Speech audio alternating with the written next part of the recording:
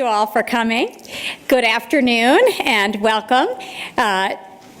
We are so delighted, I am personally so delighted, and I know I speak on behalf of the whole institution to say we are so delighted to celebrate this eminent jurist, this leading voice for justice, the 2019 recipient of the Thomas Jefferson Medal in Law, Judge Carlton Reeves.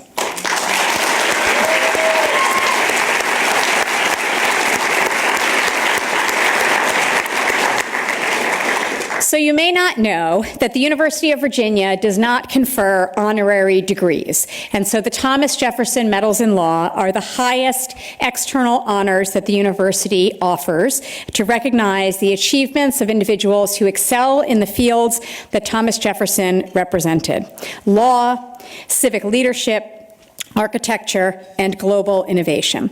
And here we are at the law school. We have Judge Reeves. This is the Law Medal. It is customary for the recipient to deliver a talk to mark the occasion and to share his or her insight with us about their life's work. That is what we are here for today.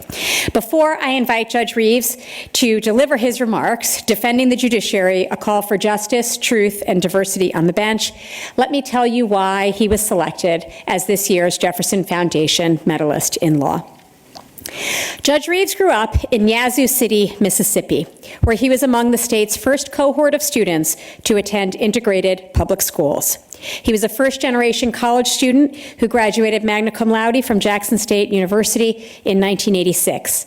He then came straight to the University of Virginia Law School and graduated here in 1989, in the process winning the Mary Claiborne and Roy H. Ritter Prize for honor, character, and integrity, words he has clearly lived by. He returned to Mississippi to clerk for Justice Reuben Anderson of the Mississippi Supreme Court. Reuben Anderson was the first African-American justice on that court. Judge Reeves then stayed on for additional year as a staff attorney before joining as a litigation associate the firm of Phelps Dunbar. While in private practice, Judge Reeves also taught as an adjunct faculty member at Jackson State and the Mississippi College of Law.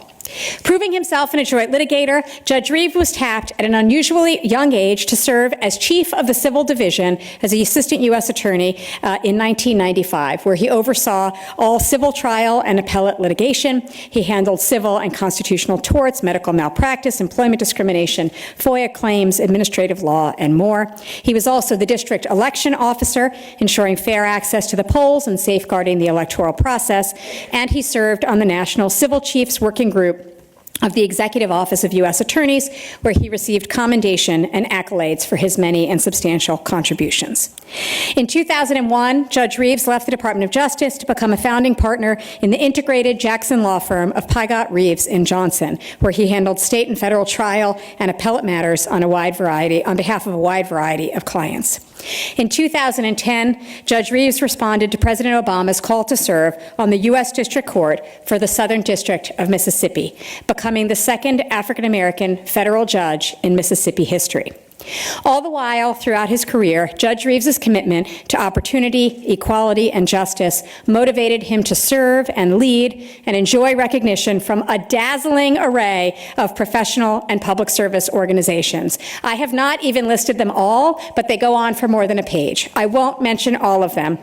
But they range from serving as special master for the Hinds County Chancery Court to serving on the Mississippi Board of Bar Commissioners. He served as president and on the board of directors of the Magnolia Bar Association. He worked with the ACLU of Mississippi, the Jackson Urban League, the Mississippi Workers Center for Human Rights, and on and on. He was also, and continues to be, a pillar of his community and his state. He is a brother of Kappa Alpha Psi fraternity, a predominantly black organization with a history of social service. He is a trustee at College Hill Missionary Baptist Church, a member of the Jackson State University Management Investment Committee, and a member of the College Savings Plan of Mississippi. The awards are equally overwhelming. Just to name a few: Mississippi Association of Justices Distinguished Jurist of the Year, the highest honor given by the Magnolia Bar Association, among others, the R. Jess Brown Award. He was named a top 40 under 40 lawyer in the Mississippi Business Journal, a Mid-South super lawyer, and honored by the Jackson branch of the NAACP. This necessarily abridged recitation of Judge Reeves' accomplishments hardly does justice, no pun intended, to his true impact on the law and the world. It is not the what, but the how of Judge Reeves' life in the law that is truly extraordinary. From early in his life, Judge Reeves exhibited a moral core and commitment to his community, his state, his nation, and his fellow citizens that set him apart. He joined local organizations, supported voting rights efforts, and, in an inspiring twist of fate, worked purposefully in the courthouse chambers of the Honorable William Barber, Jr., so that he could be close to the law in the courtroom, and that is the seat that he now holds as a federal judge. To Judge Reeves, quote, "The practice of law is about changing people's lives." And from every personal and professional perch, as a lawyer, leader of the bar, engaged participant in the democratic process, and unstintingly generous servant to the public and the profession, Judge Reeves has used his moral core, his trenchant voice, and his formidable intelligence to do just that. That has been nowhere more true than during his almost 10 years as a federal judge. Judge Reeves remarked, quote, "I knew being a judge would be the best thing to create a greater good in Mississippi. It's not about creating new rights. It's about breathing new life into the Constitution that we have sworn to uphold." Over the past decade, Judge Reeves has offered a unique judicial perspective on the most challenging legal issues of our time, with a jurisprudential impact that has been profound. He struck down his state's ban on same-sex marriage, he ordered that gerrymandered districts be redrawn, and he inadvertently, I think, spoke to the heart of the nation when he sentenced hate crime defendants who had reopened old wounds of racist violence. This last case took place in 2011, when a group of 10 white teenagers brutally beat and murdered a 48-year-old African-American man named James Anderson in Jackson, Mississippi. 3 of them would later be convicted of a federal hate crime. And as Judge Reeves issued his opinion and sentenced them, he gave what has been called a speech that is breathtaking in both the moral force of its arguments and the palpable sadness with which they are delivered. Judge Reeves stated the following: "Today we take another step away from Mississippi's tortured past. We move farther away from the abyss. Indeed, Mississippi is a place and a state of mind, and those who think they know about her people and her past will also understand that her story has not been completely written. Mississippi has a present and a future. That present and future has promise, as demonstrated by the work of the officers within these state and federal agencies, black and white, male and female. In this Mississippi, they work together to advance the rule of law. Having learned from Mississippi's inglorious past, these officials know that in advancing the rule of law, the criminal justice system must operate without regard to race, creed, or color. This is the strongest way Mississippi can reject those notions, those ideas which brought us here today." Judge Reeves, in his speech there and elsewhere, has revealed an unflinching ability to look directly at human cruelty and suffering, to judge its legal dimensions, to think about it historically, and to call upon those in his courtroom, his state, and his nation to do justice with humanity. Judge Reeves, you represent the best of our profession and our law school, and you inspire us each to live our best lives in the law. It is my unmatched privilege to welcome you back to Charlottesville as the recipient of the Thomas Jefferson Medal in Law. Thank you.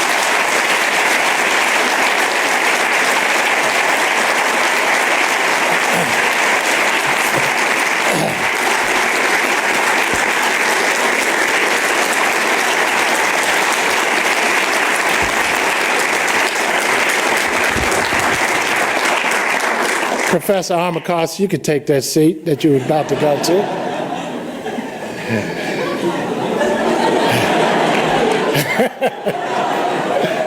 That's one of my co-recipients of this Ritter Award that we got in 1989. It is my delight to be here and to support Dean Galyabov. As I told a group of students earlier, she and her administration is the best thing for this law school at this point in time.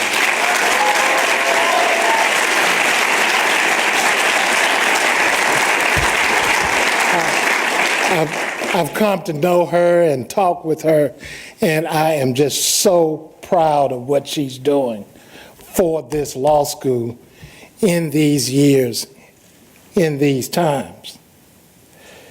This great honor that the university bestowed upon me is obviously great, but I come to you today, I share this with you. Today is my birthday.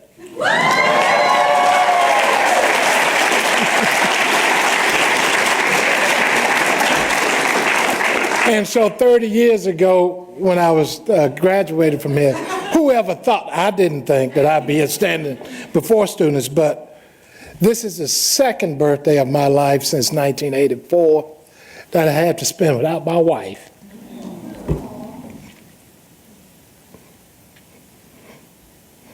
She's here with me every day, though. My daughter is here with me, though, who spent 24 birthdays with me, and my youngest sister is also here. But there are other special people here as well.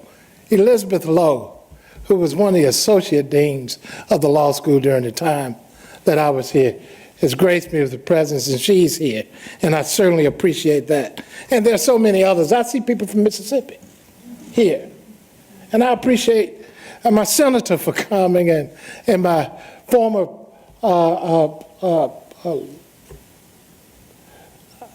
person who I practiced with in the U.S. Attorney's Office, his son is here.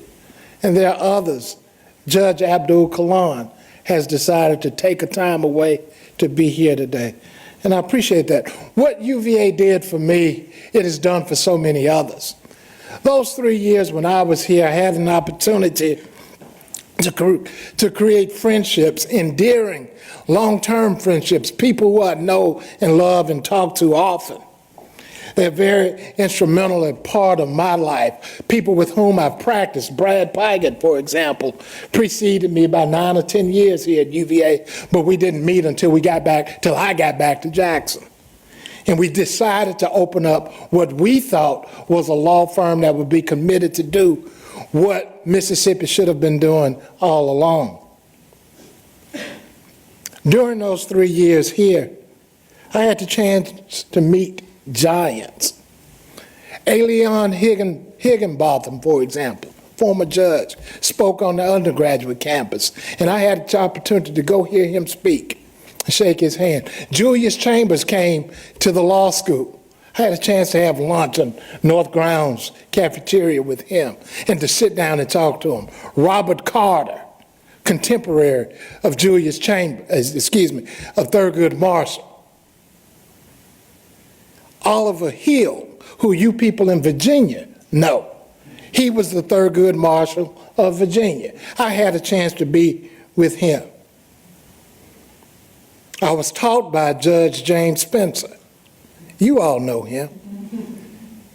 He's now a colleague, a former colleague, because he's retired from the federal bench now.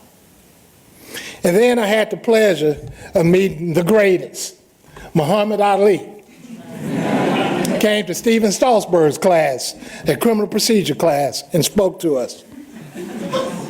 So yeah, that's what UVA does. So I'm deeply honored to receive this award. Again, when I was a student here over 30 years ago, Justice Sandra Day O'Connor received the Medal in Law. And to be named alongside of her and Marion Wright Edelman and Elaine Jones, who I love dearly, is one of the greatest honors of my life. Of course, it is complicated because Thomas Jefferson is complicated. There's so much to admire about him, his genius, his curiosity, and his industry. I was pleased to quote from Mr. Jefferson's notes on the state of Virginia in a decision a few years ago.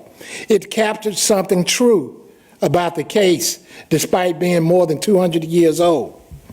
One of the things I appreciate about universities, though, is that we can engage in difficult conversations in more than 280 characters. So I should add that truth requires us to recognize the complication of Mr. Jefferson, the slaveholder. Because in notes on the state of Virginia, he also wrote that black people were much inferior, among other things. To him, people like me were best fit to give our labor, blood, and sweat to build this great university. We certainly, though, were not fit to attend it, let alone be honored by it. Now, Jefferson would truly question what you all have done on this day if he knew I was not just a black man, but a black federal judge. For he believed that federal judges were sappers and miners, steadily working to undermine the independent rights of states and assault the Constitution. Jefferson led his party to attack the judiciary's independence. So I'm here today, not just as a black man, but a black judge.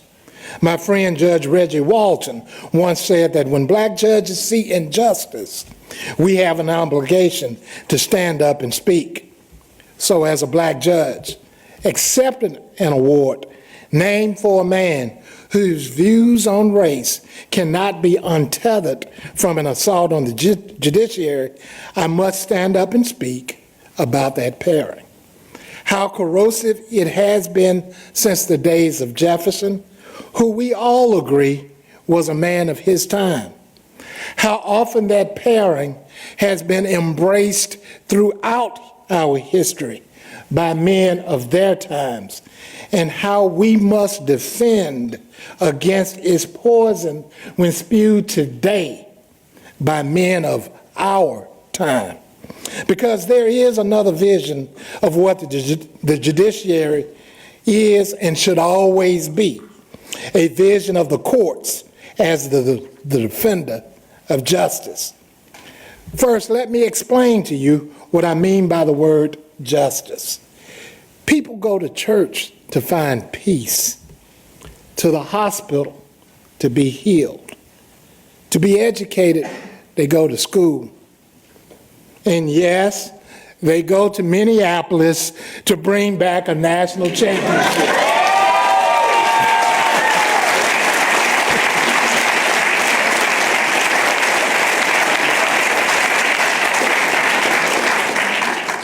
But they go to courts to get justice. Now the Constitution says we the people were united to form a more perfect union. But that great document has another purpose. As you think about it, more perfect union to establish justice. At heart, justice is a search for the truth, deciding what is fair, what is reasonable, what is owed. These questions are too important to be decided by position, power, or tradition. Only truth can resolve them. Thus, as Justice John Marshall Harlan II wrote, quote, "The job of courts is not merely one of an umpire in disputes between litigants. Their job is to search out the truth, both as to the facts and the law. Finding truth is hard. It takes time. That's why courts have carefully crafted rules of evidence, rules of procedure, and why injustice happens when courts place expediency and finality ahead of truth. Finding truth takes independence. That's why courts must be shielded from partisanship and undue influence. Most of all, though, finding truth takes experience. Experience is famously the life of the law. Where people come from, what they have lived through, what they do with their time, and who they spend that time with. It all matters, because we don't see the beauty of Monticello by looking at it from one angle, nor the horror of his slave quarters by observing them from a distance. To find truth, we need all the angles, all distances, all perspectives, what Judge A. Leon Higginbotham called a multitude of different experiences to find the truth.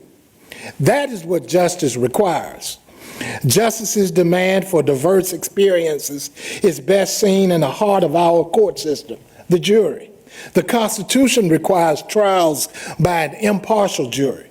The Supreme Court says we should try to draw juries that reflect a representative cross-section of the community. Excluding classes of people from the juries, like women and black folk, results in decision-making that, according to the Supreme Court, is exposed to the risk of bias.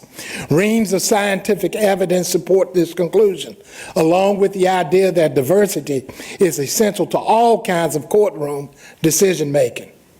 As Justice Thurgood Marshall said, if we deprive the legal process of the benefit of differing viewpoints and perspectives on a given problem, then we are left with one-sided justice. Mississippians know what one-sided justice looks like. We've seen it.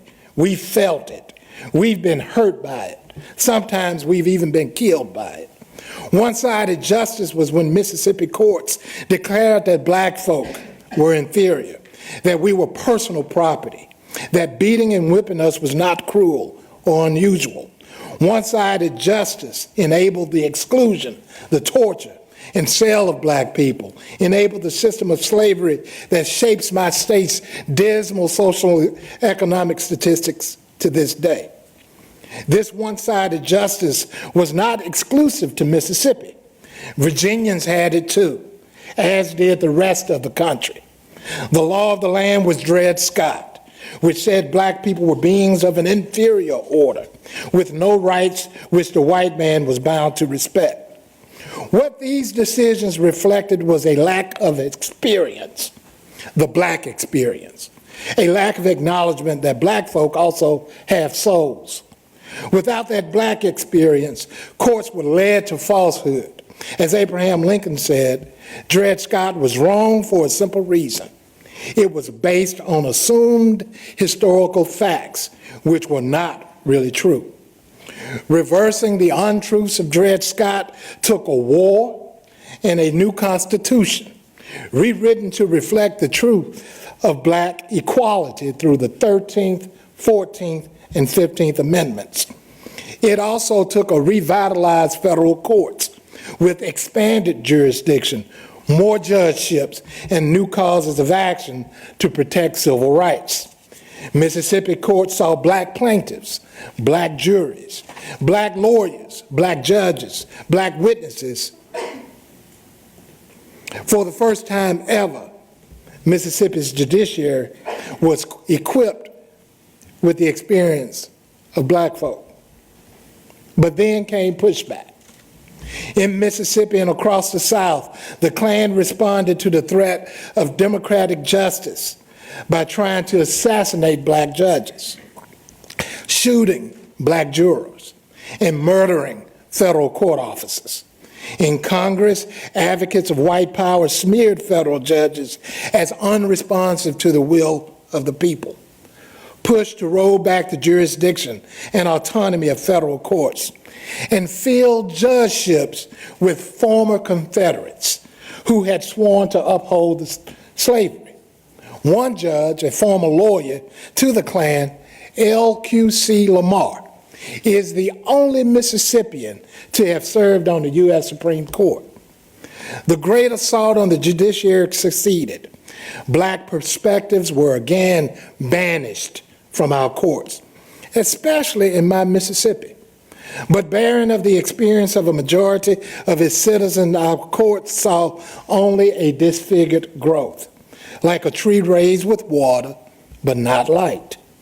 That tree bore strange fruit, like Plessy versus Ferguson, which assumed in ignorance of all the relevant evidence that segregation stamps the colored race with a badge of inferiority, the court said, solely because the colored race chooses to put that construction upon it. If you want to know what that kind of all-white justice looks like, what it feels like, what it hurts like, ask the people in Mississippi who lived through it. Ask those whose lynchings were sanctioned by a judiciary that was, quote, the Klan in black robes instead of white sheets, as described by former Mississippi Supreme Court Justice Fred Banks. Ask Ed Brown, Henry Shields, and Yank Ellington, 3 black men arrested for the murder of a white man. They were beaten, indicted, tried, and sentenced to death, all within 5 days after the jury deliberated for just 30 minutes. Their prosecutor, John Stennis, graduated from this institution 61 years before me. How badly were these defendants tortured? Quote, not too much for a Negro, not as much as I would have done it if it was left to me, a deputy testified. Ask Emmett Till. That child was kidnapped. That child was beaten, had an eye gouged out. That child was shot. That child was killed, his body mutilated, undressed, and thrown into the Tallahatchie River, tied to a 100-pound gin so that his desecrated body would never be discovered. A child whose killers were served Mississippi justice, justice whose servants called black folk niggers in open court, justice that ignored black eyewitness testimony, justice that delivered a unanimous not guilty verdict from an all-white, all-male jury that deliberated for all of an hour and 7 minutes. Why that long? Because they took a pop break. Mississippi justice showed the world what courts look like when twisted by the falsehood of hate, deprived of the experiences of those they serve. That revelation helped fuel a struggle for real justice, to push experiences of black folk back into the places they had been excluded from for generations. Ordinary folk like Fannie Lou Hamer, Vernon Dahmer, Medgar Evers, and George Lee led a freedom movement of blood, sweat, and tears.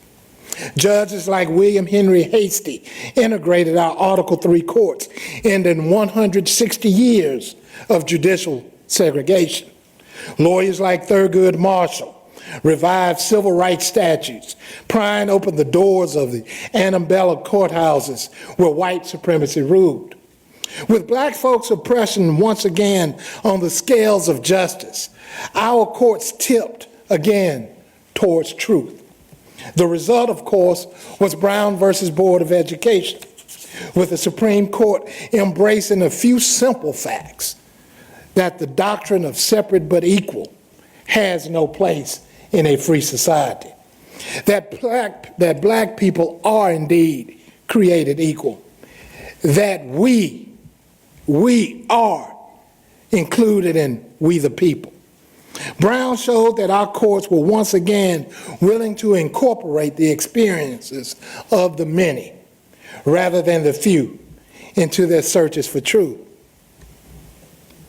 But lo and behold, then came the second great pushback against the judiciary. White power returned to the playbook of the past, smearing judges, shrinking judicial power, and scrubbing diversity from the courtrooms. Through the Southern Manifesto, segregationists launched a massive resistance against the judiciary. The signatories included Mississippi's moderate Senator John Stennis, attacked courts as dangerous, guilty of judicial usurpation, filled with judges who encouraged agitators and troublemakers invading our states. Its signatories pushed to strip federal courts of jurisdiction over civil rights claims and impeach judges receptive to those claims. South Carolina's Strom Thurmond decried the tyranny of the judiciary. Alabama's George Wallace lamented what he called the sorriest federal court system in the world.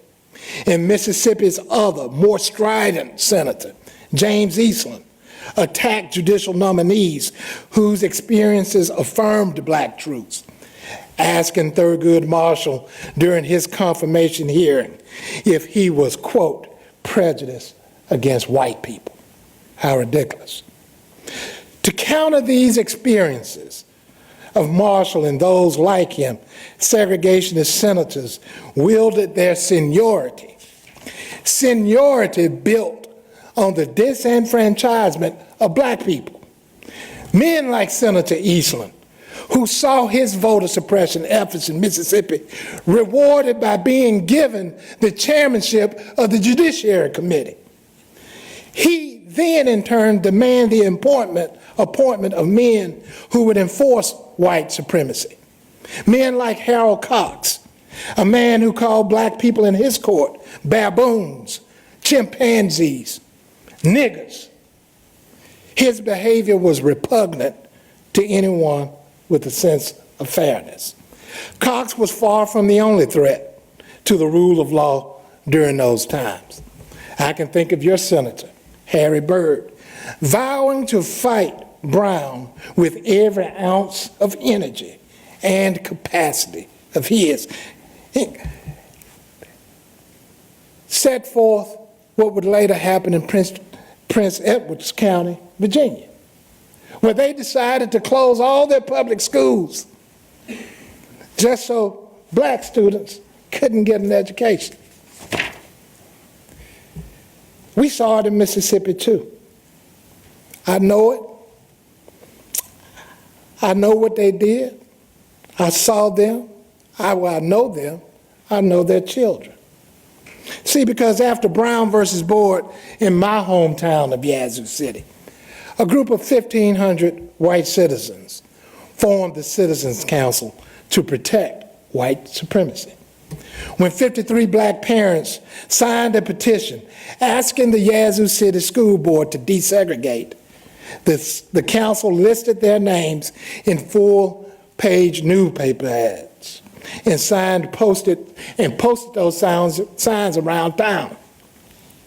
Almost immediately, the signatories lost their jobs.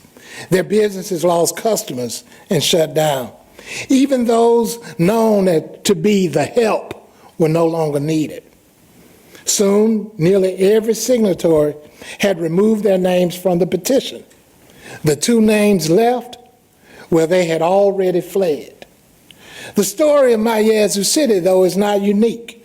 Black folk across the country who had the gall to ask for justice were interrogated, tracked, beaten, jailed, bombed, and murdered, sometimes by officers of justice themselves, the police. Judges who sought to deliver justice faced an onslaught of death threats and hate mail. Their pets were poisoned. Their children's graves were desecrated. White powers tried to snuff out the light of freedom. But the brave leaders, judges, plaintiffs who saw the truth that we are we the people, they prevailed.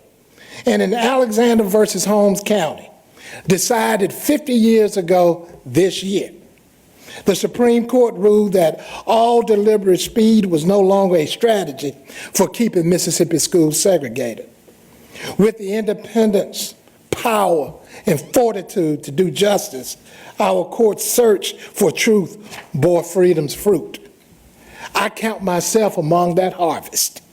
Alexander came down when I was just in kindergarten.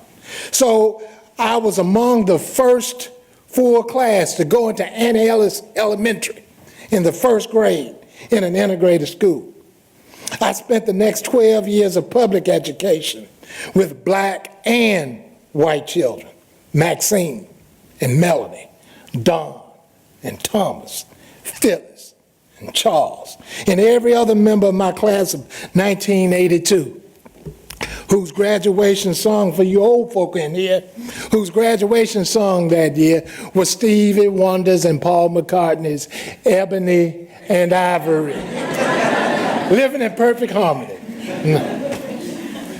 Across Mississippi, thousands of children like me learned from white and black teachers, played for black and white coaches, sang for black and white choir directors. We were in harmony, learning that white and black kids could be hungry to learn, could be brilliant, could be curious, and silly, especially silly if you ask some of my old friends.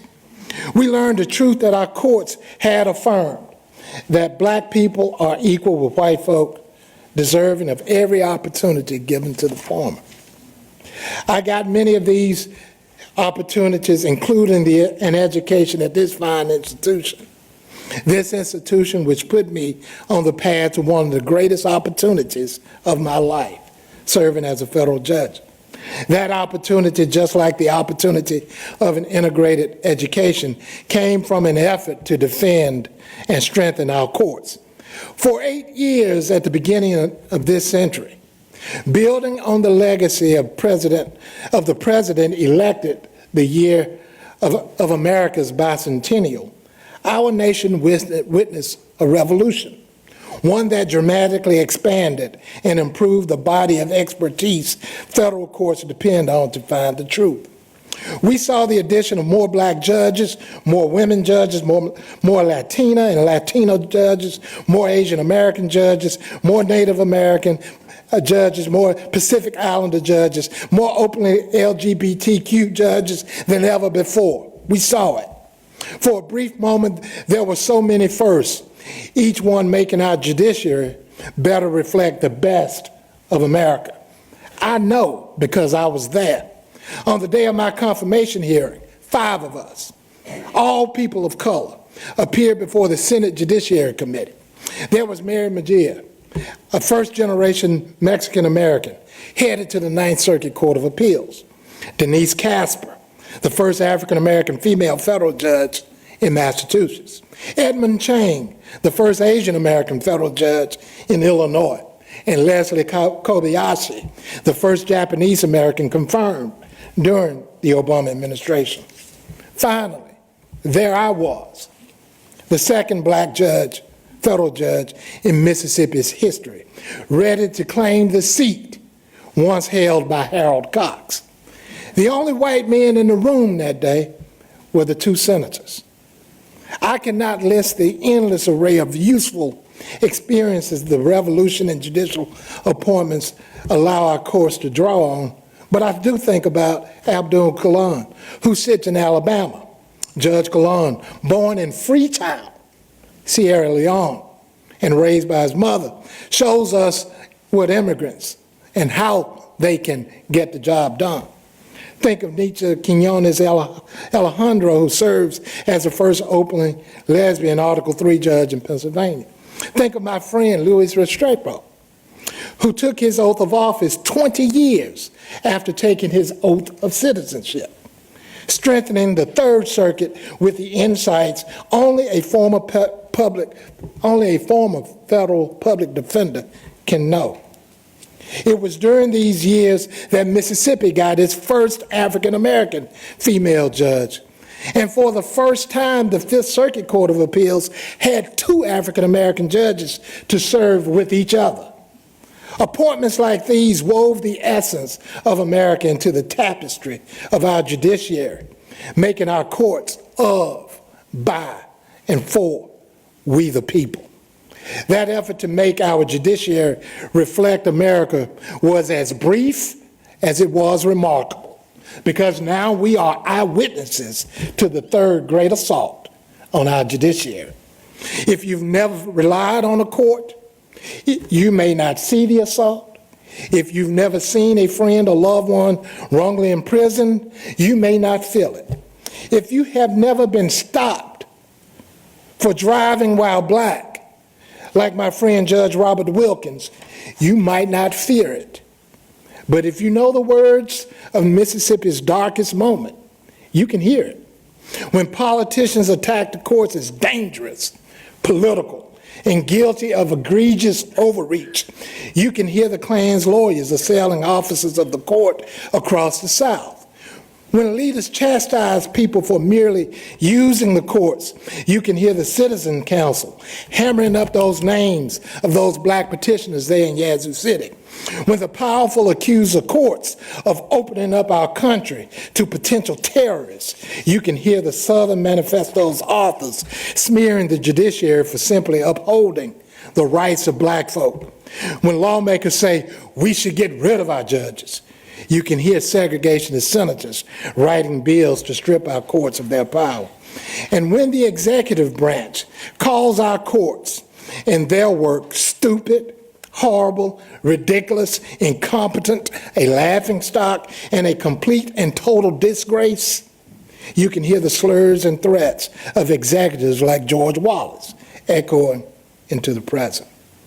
I know what I heard when federal judge was called very biased and unfair because he is of Mexican heritage. When that judge's ethnicity was said to prevent his issuing fair rulings.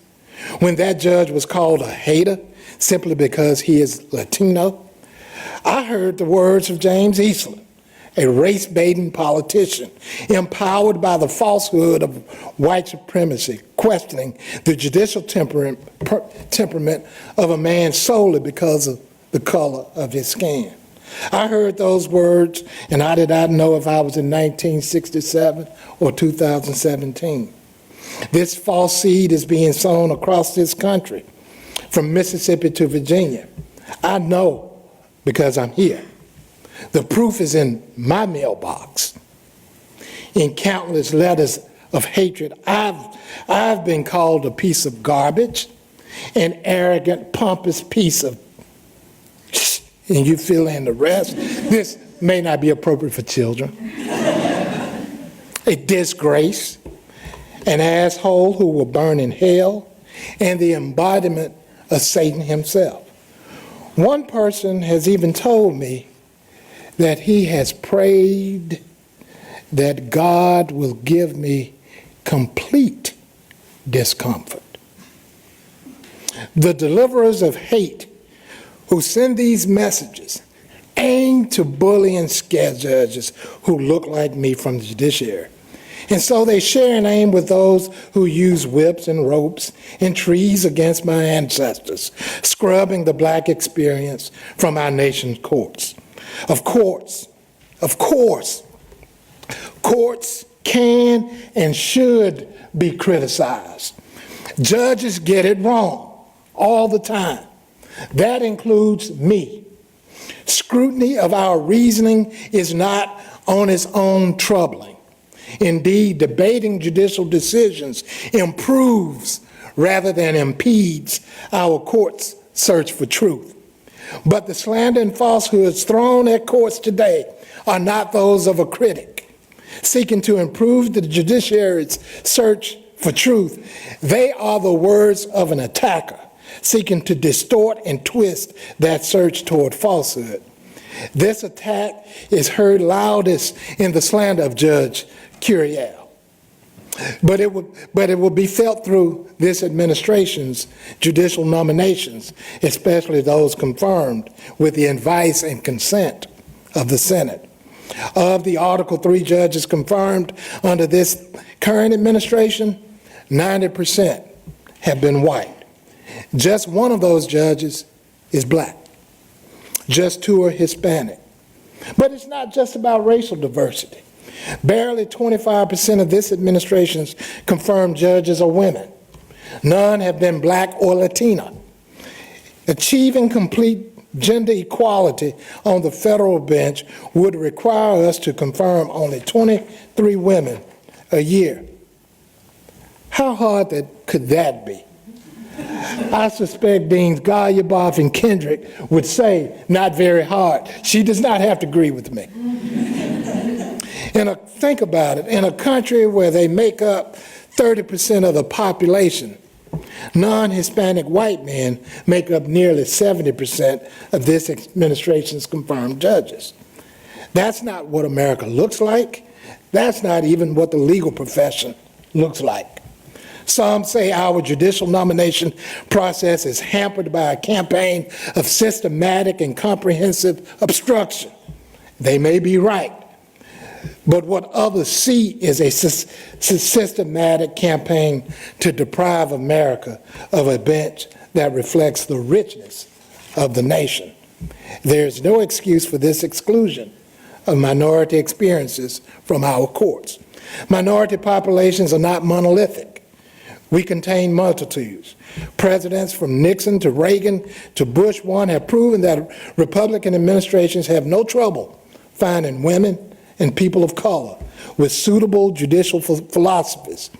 Justice Sotomayor, for example, was originally a George H.W. Bush appointee. And the last Republican administration confirmed 24 black judges. This administration has confirmed 1. This administration and a bare majority of the Senate walking arm in arm and not stumbling unaware towards a homogeneous judiciary. Think of the slurs against Judge Curiel. Think of the nominations to the bench of those who call diversity Code for Relaxed Standards, who called transgender children part of Satan's plan, who defend the KKK in online message boards, who led voting suppression efforts for segregationists like Jesse Helms. Think of the pattern of judicial nominees refusing to admit, like every generation of nominees before them, that Brown versus Board was correctly decided. That same Brown which led to Alexander versus Holmes, which breathed justice into my segregated streets there in Yazoo City, as if equality was a mere political position. Friends, students, let it be said that equal protection of the law is not a political position. It is enshrined in our Constitution. As Alexander Hamilton said of the judiciary, all possible care is requisite to enable it to defend itself against their attacks. To fulfill the Constitution's promise to establish justice, we the people need to defend the judiciary. Defending the judiciary means more than demanding that more women and people of color be appointed to the bench. With no Muslims on the bench, will our judiciary understand the many facets of religious freedom? How can it defend economic opportunity with so few judges who know the taste of a free lunch program or the weight of poverty? How can our judiciary understand the depths of mass incarceration when so few judges have stood with the accused or know them as neighbors, as Sunday school students, as loved ones, filled only with the experiences of prosecutors and state court judges, of big law partners and corporate counsel, of a single religion or sexual orientation? Our courts will fail to find the many truths justice must see. We need a judiciary as diverse as our country, as diverse as we, the people. And that brings me to the U.S. Supreme Court. It is no doubt overflowing with wisdom, infinite wisdom. But its wisdom, we know, is drawn from a shallow pool. For our current justices collectively have 21 degrees, none of which were from a public university, unless you consider Oxford public. Every current justice went to Harvard or Yale. Nobody went to UVA. Almost every justice served on a federal appellate court. Just one has served as a trial judge. None served in the legislature as a governor or as attorney general. None worked as a public defender or legal aid attorney. Justices O'Connor, Kennedy, Warren, and Douglas brought to the court a unique perspective from the American West. Today, that perspective is represented by Justice Gorsuch, a graduate of Georgetown Prep. We have as many justices who have graduated from Georgetown Prep as we have justices who have lived as a non-white person. When our Supreme Court captures such a narrow set of perspectives, what truths will it overlook? When Oliver Wendell Holmes said that experience was the life of the law, he noted that these experiences included the prejudices which judges share with their fellow men. The prejudices that they share with their fellow men, with the experiences of some of the people, not we, the people. What prejudices, misperceptions, and stereotypes will be left unchallenged and forged into the next precedent? What Dred Scott's or Plessis will be handed down? James Madison cautioned that it was essential a democracy's officials be derived from the great body of the society, not from an inconsiderable proportion of a favored class of it. We ignore today this warning at our peril. But a diverse bench, be it at the Supreme Court or elsewhere, is not enough to democratize the judiciary. Article 3 judges represent only a tiny fraction of the people involved in our judiciary's decision-making process. There are the bankruptcy and magistrate judges, the powerful prosecutors and public defenders, the many law clerks and court staff we hire, the lead counsel, receivers, and steering committees that our judges appoint to serve, the marshals and police who structure our criminal justice system. All of these positions are critical parts of our court's truth-seeking function. We cannot overlook how these positions fail to reflect the experiences and diversity of the public they serve. When people of every race, ethnicity, religion, gender, and sexual orientation can see their own experiences reflected in our highest institutions, they receive hope and inspiration beyond measure. When courts look like the country they represent, they more than any claim to pedigree or prestige is what instills public confidence in the courts. Again, my mailbox proves it. For every piece of hate mail I get, I receive 10 letters telling a different story of America. Letters like one that reads, "Thank you from the bottom of my heart for standing up for the LGBT community of Mississippi." Signed, a closeted gay Mississippi teen. "I'm sending you positive energy, good thoughts, and loving prayers your way," said another. And one person simply said, "Thank God for you and our system of justice." Another fellow American said, "I am grateful for our strong and independent judiciary." So each of us has a role to play in defending our judiciary. Judges, politicians, and citizens alike must denounce attacks that undermine our ability to do justice. It is not enough for judges seeing race-based attacks on their brethren to say that they are merely disheartened or to simply affirm their nonpartisan status. We must do more to defend our bench. Those who control the judicial confirmation process and those who elect them must demand that diverse experiences be seen as a necessary qualification for office rather than a box happily left unchecked. Moreover, they must realize that democratizing our judiciary will take more than a return to past practices. For example, even if future presidents appoint female judges at the same unprecedented rate as the Obama administration, we will never have women experiences truly reflected in our courts, as they would forever be stuck at 42%. Judges must recognize their own power to orient the judiciary toward inclusiveness. We judges must ensure the communities we serve are represented on our court staff, especially amongst our law clerks. Judge Tabria in California is challenging us to do better by advocating for using the NFL's Rooney Rule in our law clerk hiring. We must push for the appointment of diverse bankruptcy and magistrate judges.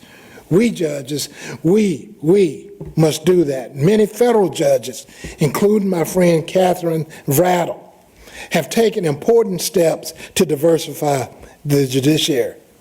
We judges must follow their footsteps.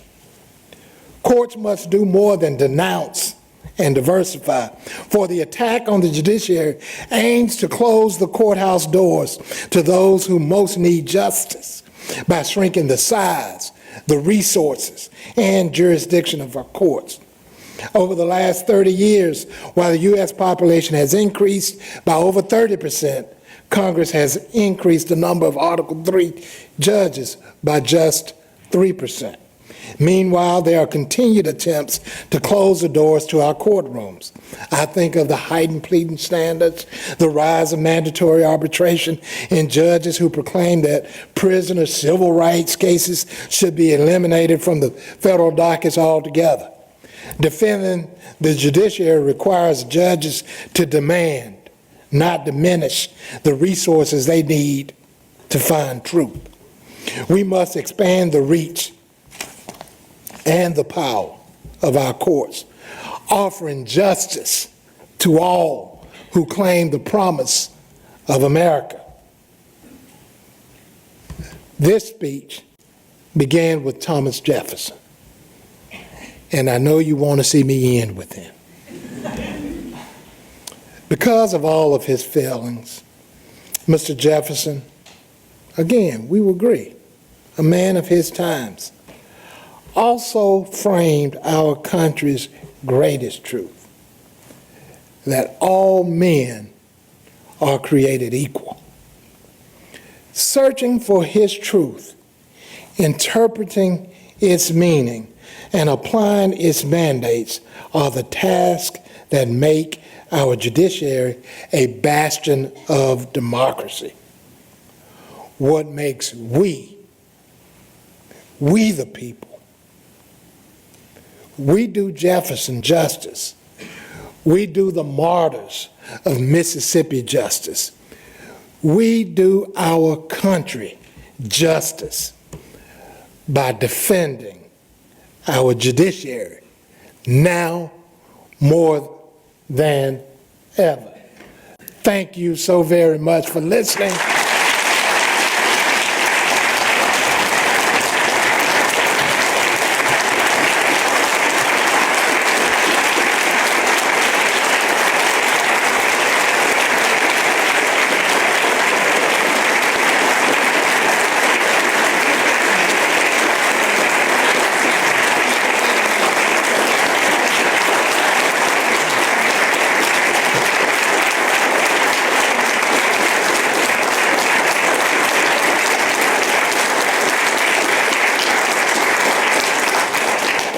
So Judge Reeves is open to taking some questions, and there are microphones set up, so if you want to come up to the microphones, ask a question.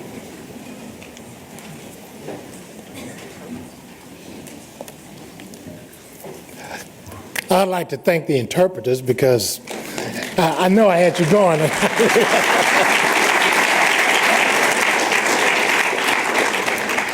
And I know I said that my daughter has celebrated 24 birthdays with me, but she's here with me today, and I'm so happy that she is, along with my baby sister. I don't know if I mentioned that, but I did mention, I don't know. Okay. All right. Oh, okay. You just want, okay. All right. You're all right. All right. All right. Yes. Hi, Judge. Zane Clark, thank you for being here today. I've had the chance to ask a few judges as they've come throughout the past semester for advice and insight on how young law students should start to try and shape our own judicial philosophy. I'm fortunate I have Dean Galliba for constitutional law, and she's done a great job, but any extra insight that might help me ace my exam would be much appreciated. Did you say unfortunately? Listen to what she says. No, I mean, you know who you are. You know why you came here. You know why you want to be a lawyer. Just stay committed to that, whatever that is, why you want to do it. Just stay committed to that. Don't let anybody sidetrack you from where you want to go. You're going to stray away from time to time. You're going to do, but if you keep your focus on what it is, where you want to be, I don't know how to tell you to shape your judicial philosophy, other than I do believe that part of your philosophy has already been shaped for you. You've grown up wherever you did, however you did, the experiences that you have. What do you see as the role of the courts, the role of the justice system? I assume it's being shaped now and has been for years. So just stay focused on that. Thank you. All right. Hope that helps. We'll see. Your size microphones.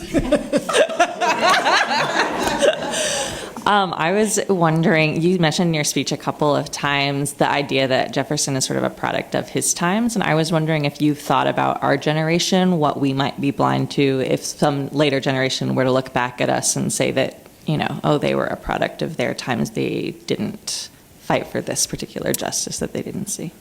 I think how we're treating immigrants. I think how we're treating the people who we consider the less of these, how we restrict the definition of we the people, and who does that include? Who is part of that collective we the people? And if we are doing things to restrict that notion of we the people, or restrict the expansive embrace of the 14th Amendment, I think then in the future, just like 15 years ago, it was lesbian, gays, and all that, and we've seen lesbian and gays have been here since this earth was formed.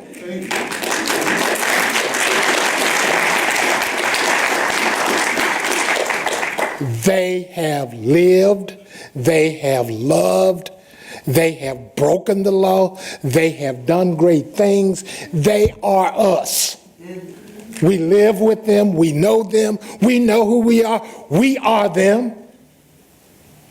So when the country looks back, when this generation looks back and say that they wanted to still not treat them like the 14th Amendment doesn't apply to them, I think the generations to come will say, Mom, Dad, how did y'all let that happen? Just like I cannot believe, just like I can't believe how black kids and white kids cannot go to school together. I can't believe the notion of a system of government deciding to close all of its public schools. I cannot believe that, but we know it happened. I cannot believe the stuff that I read about in the 1950s, 40s, 60s. And we say, how did that happen? And part of it happened, I think, because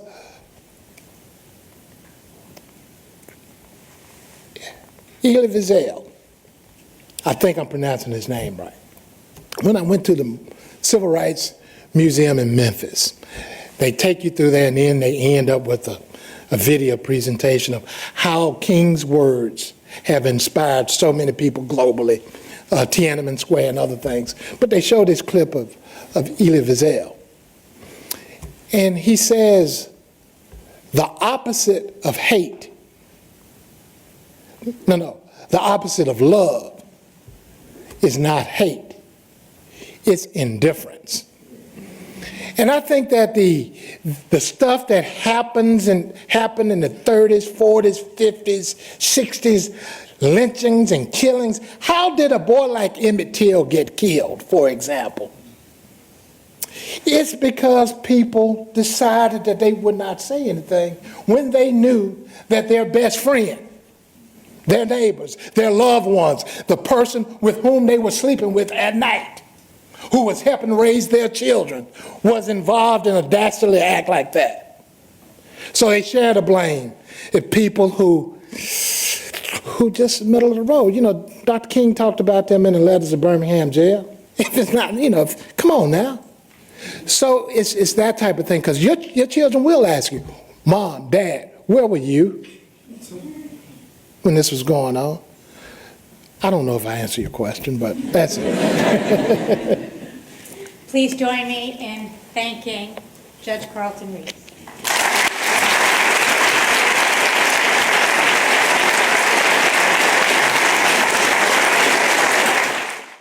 You want to support Roland Martin Unfiltered?